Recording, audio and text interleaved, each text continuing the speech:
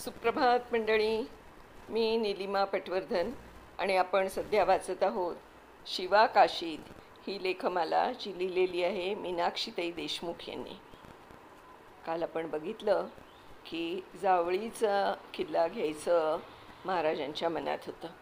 तर आता बघूया राजांचा डाव सफल होतोय किंवा काय. सुरू करते. जावळीचे मोरे चंद्ररावांच्या अखत्यारीत महाबळेश्वर, जावळी, कोयनेचं खोरं, वरंधघाट, पारघाट, शिवथर आणि रायगडपर्यंतचा दुर्गम मुलूक होता. तो आदिलशाहीचा सरदार होता, पण स्वतःला राजा म्हणवत होता आणि मुजोरपणे वागत होता. दौलतराव मोरे निपुत्रिक वारले. त्यांची आईने कृष्णाजी बाजीला दस्तक घेऊन त्याची चंद्रराव पदावर नियुक्ती केली. बाकीच्या मोरेंनी विरोध केला म्हणून माणकाबाईंनी शिवाजीराजांकडे मदत मागितली. शिवरायांनी संधीचा फायदा घेऊन कृष्णाजी बाजीच्या चंद्रराव पदाला पाठिंबा दिला.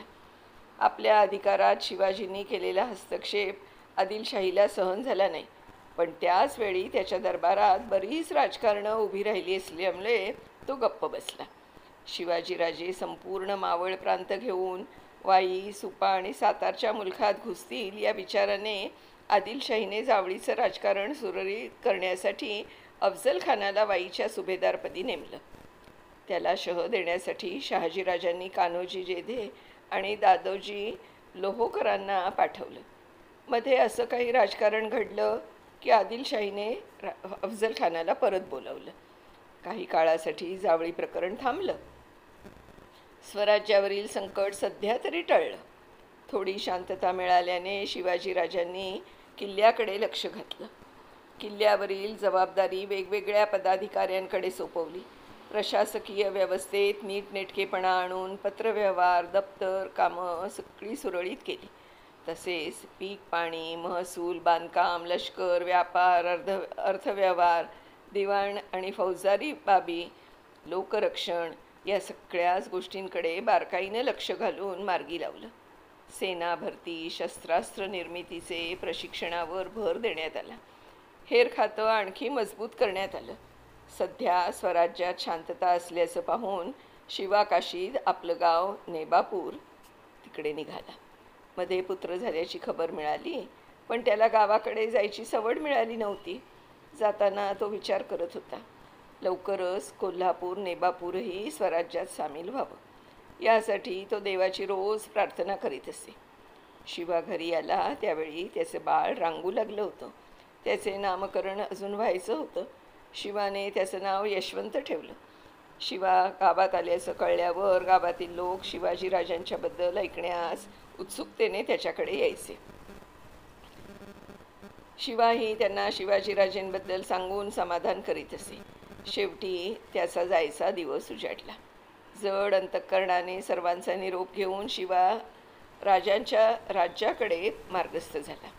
या दरम्यान शहाजहानने आपला पुत्र औरंगजेबची दख्खनचा सुभेदार म्हणून नेमणूक केली.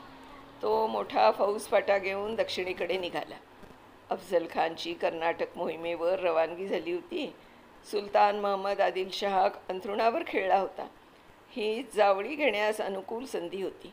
त्यातच ज्याला राजांनी चंद्ररावपदी कायम केलं होतं तो कृष्णाजी मोरे बेईमान निघाला. राजांना विचारेनासा झाला. इतकंच नाही तर राजांच्याबद्दल काही बाई बोलू लागला. लोकांवर अन्याय अत्याचार करू लागला. स्वराज्यातील गुन्हेगारांना आश्रय देऊ लागला. राजांच्याकडे अनेक तक्रारी येऊ लागल्या. राजांनी त्याचा बंदोबस्त करायचं ठरवलं. त्याला साम दाम दंड भेद अनुसरून समजावण्याचा प्रयत्न केला, पण चंद्रराव मोरेची मुजोरी उतरली नाही. शेवटी राजांनी जावळीवर हल्ला चढवला.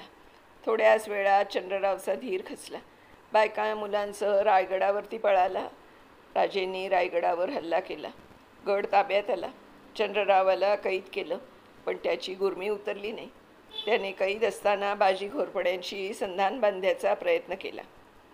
राजांना कळताच राजेंनी त्याला आणि त्याच्या कुटुंबातील बेमुरवतांना ठार केलं. स्वराज्यातील कीड कायमची नष्ट केली. या लढाईत राजेंना एक अनमोल हिरा मुरारबाजीच्या निमित्ताने मिळाला. त्यांना स्वराज्यात सामावून घेतलं आणि एकदाचे जावळी प्रकरण संपले. जावळी ताब्यात आली. जावळीजवळच भोरचा डोंगर होता. हा डोंगर महत्त्वाच्या जागी असल्यामुळे तेथून घाटमाथा आणि कोकण प्रदेशावर लक्ष ठेवता येणार होतं. राजांनी तिथे किल्ल्याचं बांधकाम सुरू केलं. किल्ला बांधून पूर्ण झाला. किल्ल्याला नाव दिलं प्रतापगड. जावळी जिंकल्यामुळे बराच मोठा प्रदेश स्वराज्यात सामील झाला. जावळी घेतल्यामुळे थेट आदिलशाहीलाच आव्हान दिलं होतं. त्याहीपेक्षा अफजल खानाला होतं. पण सध्या तो कर्नाटक मोहिमेत अडकला असल्यामुळे काहीच करू शकत नव्हता. खान आज ना उद्या या गोष्टीचा सूड घेतल्याशिवाय राहणार नाही याची कल्पना आऊसाहेब आणि राजांना होती. राजे आता थांबायला तयार नव्हते.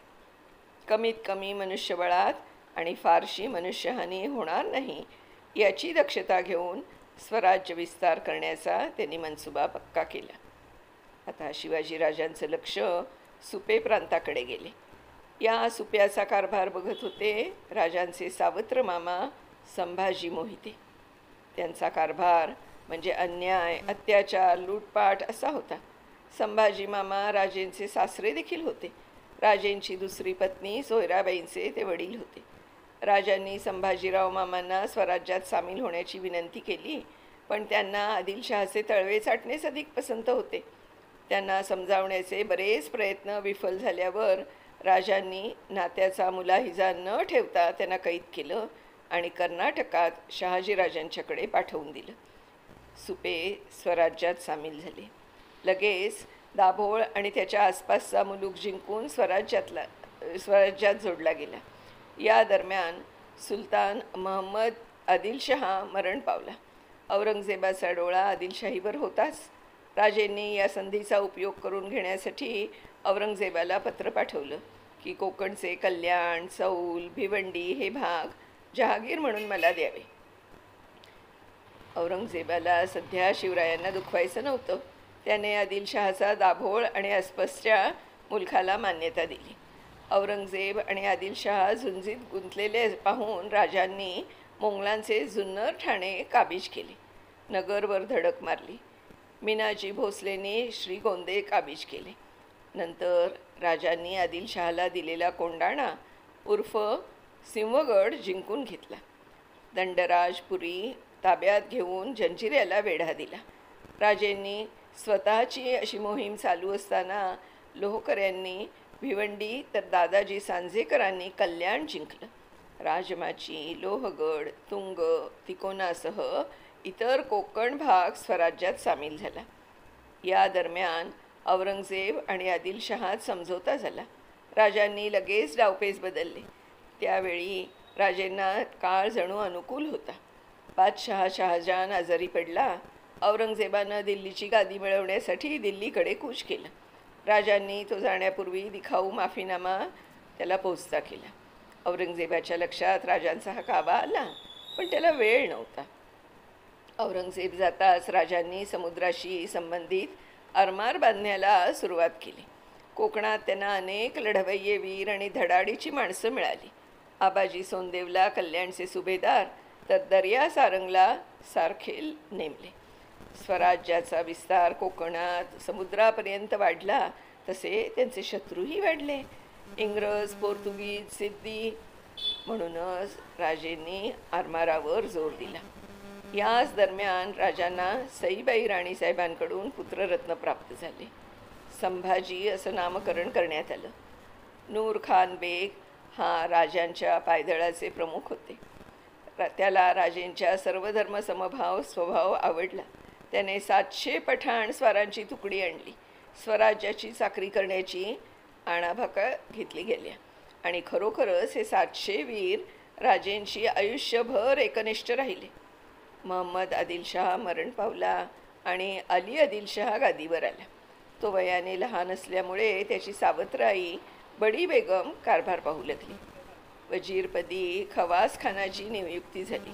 मोंगलांनी धूळदाण केलेल्या विजापूर दरबाराला स्थिरस्थावर होईपर्यंत शिवाजीराजांनी आदिलशहाचा बराचसा भूभाग बळकावला. याची बोस प्रत्येकाला लागली होती. तसेच शिवाजीजवळ 60,000 सैन्य असल्याची खबर दरबारात धडकले. शिवाजींना रोखलं नाही तर आदिलशाही संपुष्टात यायला वेळ लागणार नाही हे स्पष्ट झालं होतं. पण विजापूर दरबारातले भले भले सरदार शिवाजीवर चढाई करायला घाबरत होते, अगदी अफजल खान सुद्धा. पण कोणीच तयार होत नसल्यामुळे अखेर अफजल खान तयार झाला. तसेही जावळीचे शल्य त्याच्या मनी होतेच. भोसले कुळाचे उपटे काढण्याची संधी त्याला चालून आली होती. ही खबर शहाजीराजांचा मित्र रणदुल्ला खानचा पुत्र आणि राजेंना आतून मदत करणारा रुस्तुमे जमानने बहिर्जींपर्यंत पोचवली. बहिर्जींनी राजांना कळवलं, त्यामुळे राजांना तयारी करायला भरपूर वेळ मिळाला. विजापूर दरबाराची वितंबित राहिली इत्थंभूत माहिती मिळण्यासाठी हेर खातं पसरलं. याचाच एक भाग म्हणून शिवा काशीत घोड्यावरून विजापूरकडे दौडत होता. त्याच्याजवळ नेहमीप्रमाणे न्हावी कामाचं साहित्य होतं. पोशाख हा देखील सामान्य खेडूतासारखाच होता. गेल्या काही दिवसातून दरबारात काही महत्त्वपूर्ण निर्णय घेण्यात आले होते. ते निर्णय काही ठराविक लोकांनाच माहीत होते. रुस्तमे मान सोडला तर बाकीचे शहाशी एकनिष्ठ होते, परंतु राजेंचं हेर खातं बेमालूम माहिती काढण्यात पटाईत होतं. रुस्तमे जमानचं अफजल खानाशी वैर होतं. रणदुल्ला खान मृत्यू पावल्यावर खानाने त्याची जहागीर बळकावली होती. त्या रागापायी खानाचा सूड गवण्याच्या हेतूनं रुस्तमे जमान शिवाजीराजांना आतून मदत करत होता. आता ती मदत काय होती आणि त्याचा महाराजांना कसा फायदा झाला ते आपण पुढच्या भागामध्ये वाचूया मंडळी. तोपर्यंत मी निलिमा पटवर्धन आपली रजा घेते. मीनाक्षीताईंचे नेहमीप्रमाणेच खूप खूप आभार मानते की त्यांनी मला इतकी सुंदर लेखमाला वाचनासाठी दिली. धन्यवाद मीनाक्षीताई. उद्या पुढच्या भागासह आपण परत भेटणार आहोत. तोपर्यंत नमस्कार.